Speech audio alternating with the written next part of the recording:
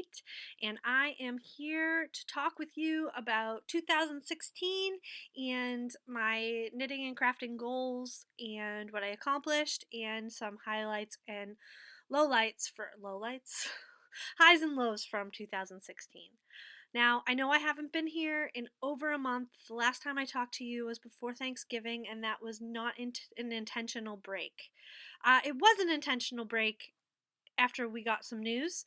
I decided I needed to step away just to focus on some other stuff. Um, but it wasn't intentional in that the last video I made, I thought I wouldn't talk to you for over a month. So, let's talk about 2016. 2016 had some really high highs and it had some devastating lows. One devastating low. Had some lows and a devastating low. So let's jump right into it. I have made a list of highlights of the year. So our youngest niece Leia completed her first year on a competitive gymnastics team, and I got to go to almost every single meet. And it was really exciting to watch her and see her grow. And she went from this child who said, I can't compete, I don't want to be judged, to she's just thriving. And it's so amazing to see. So that is our second oldest niece. Um, Back behind me, I won the Craftsies. Um, some of these things are silly. I made pickles for the first time with the help of Cora Calendar, and we will never ever buy pickles again. They're delicious, and Kristen now rations them because I only buy the cucumbers when they're on sale because they're off season. So, um, a low was Kristen and her dad had this huge trip planned to Canada. They were going to Oak Island. They were only going to be gone for 2 nights, so they drove like 20 hours up there, and he got sick. He had anaplasmosis, and they had to turn around the next day and drive home with us keeping our fingers crossed that they would make it to a U.S. hospital. So that was a low.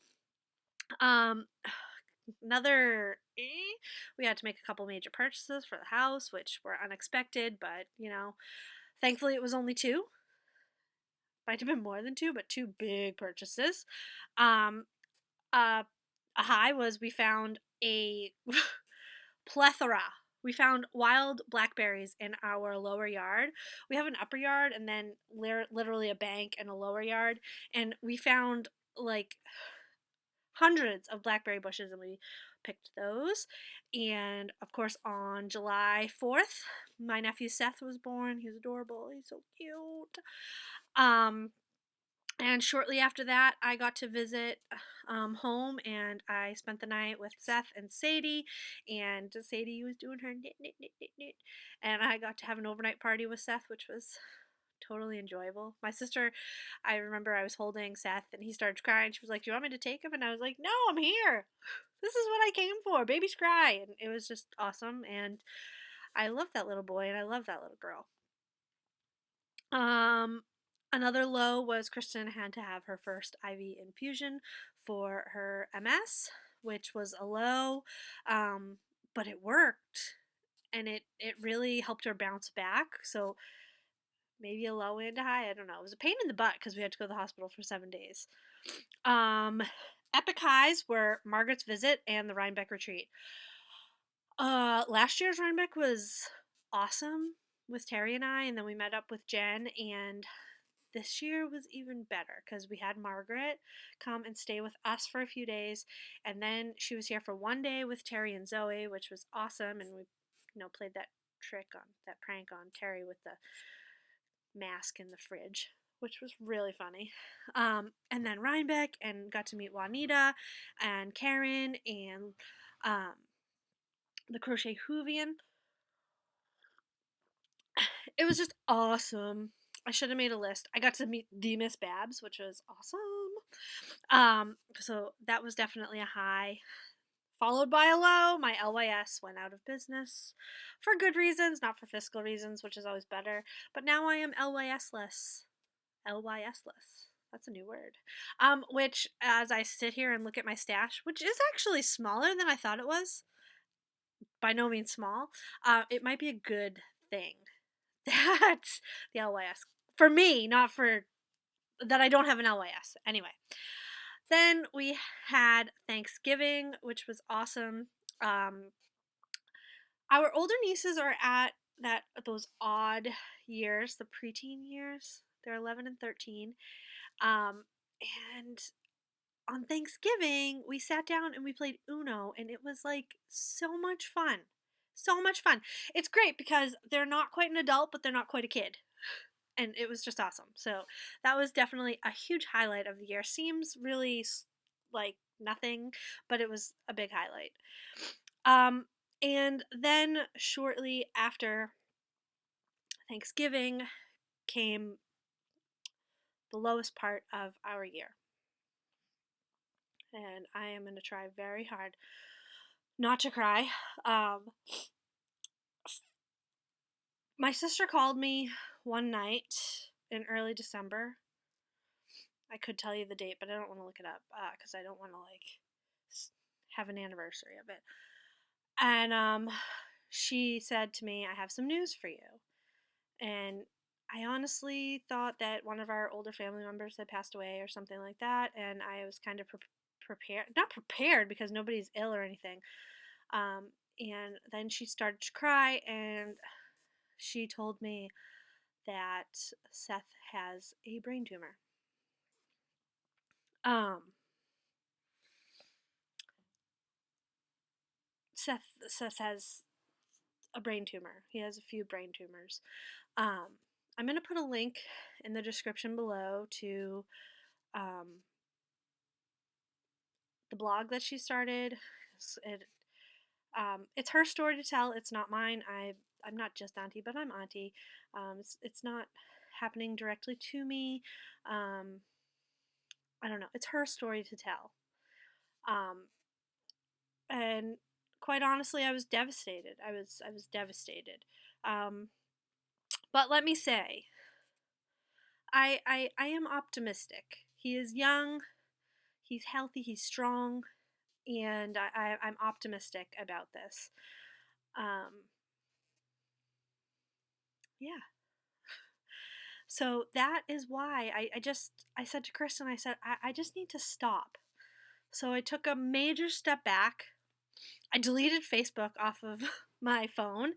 And I just took a step back, and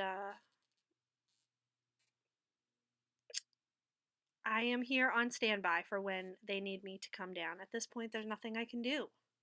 Um,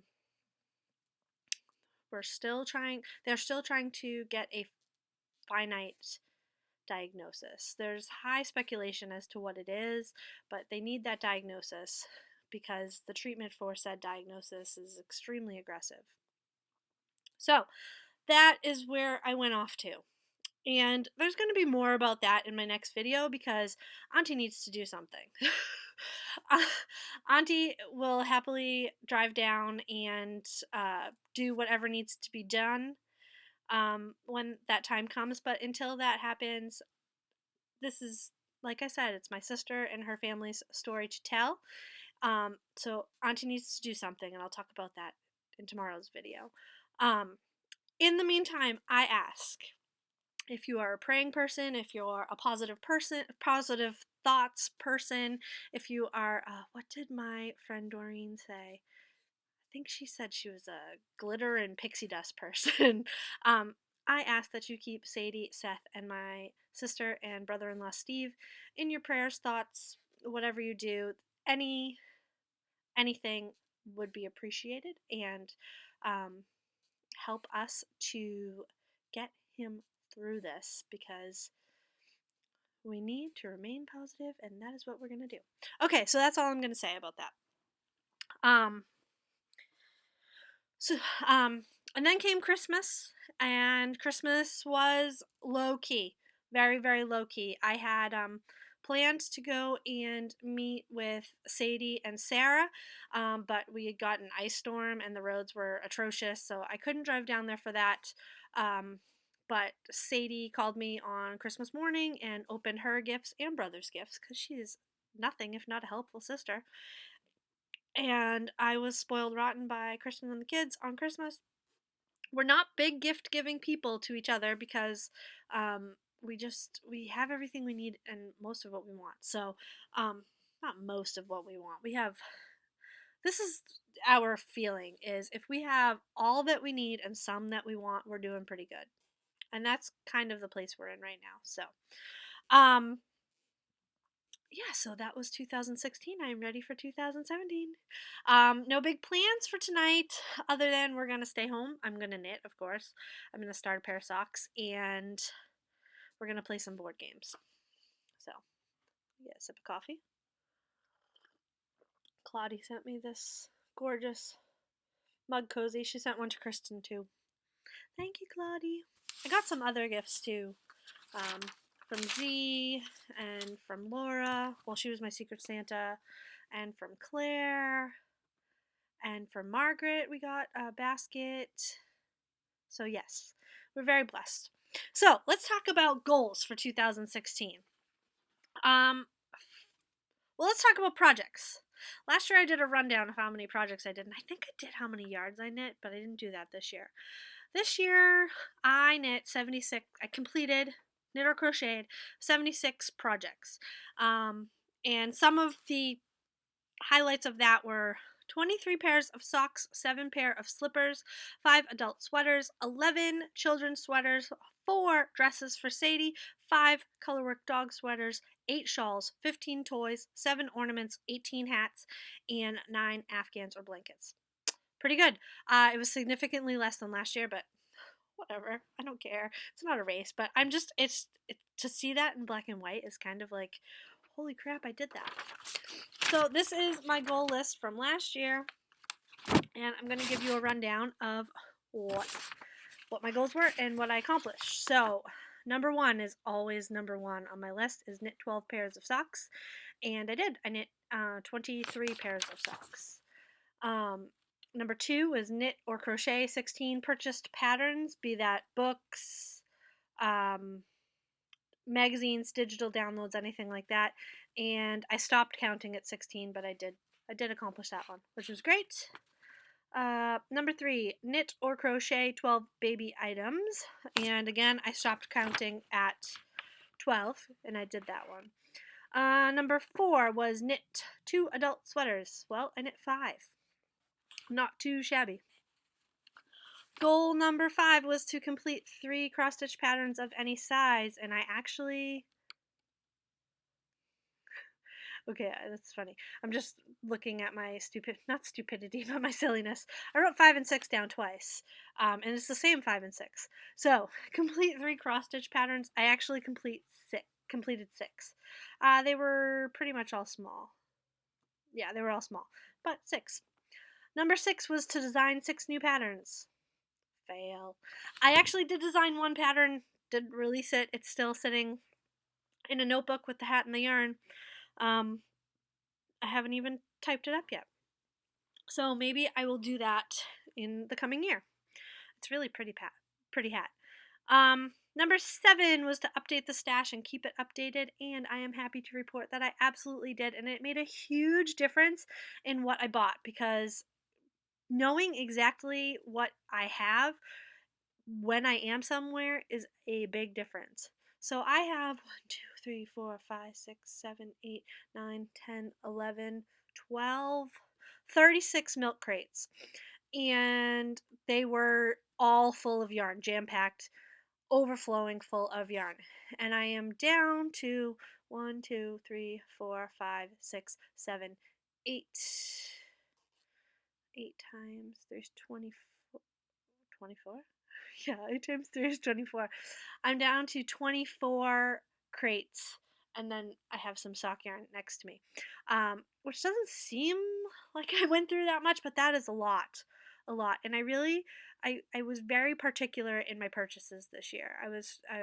I made sure that it was a need. In fact, this whole last month I've wanted to buy just for the sake of buying, and I haven't. So, pretty good. Ravelry stash is updated. Cha-ching! To check. And number 8, you may remember this delusional moment I had back at the beginning of the year when I said, I'm going to knit a temperature blanket. I have learned that a project that's going to take me all year is a horrible idea. It's like setting myself up for failure. So, when you see next year's goals tomorrow, you can just laugh with me at what I picked as a goal. So, that is it. That is my recap of 2016. Tell me some of your highlights from the year, and if you accomplished your knitting and crochet and crafting goals. I would love, love, love, love, love to hear. So that is all, and until next time, have a happy new year, and I'll talk to you soon. Bye bye.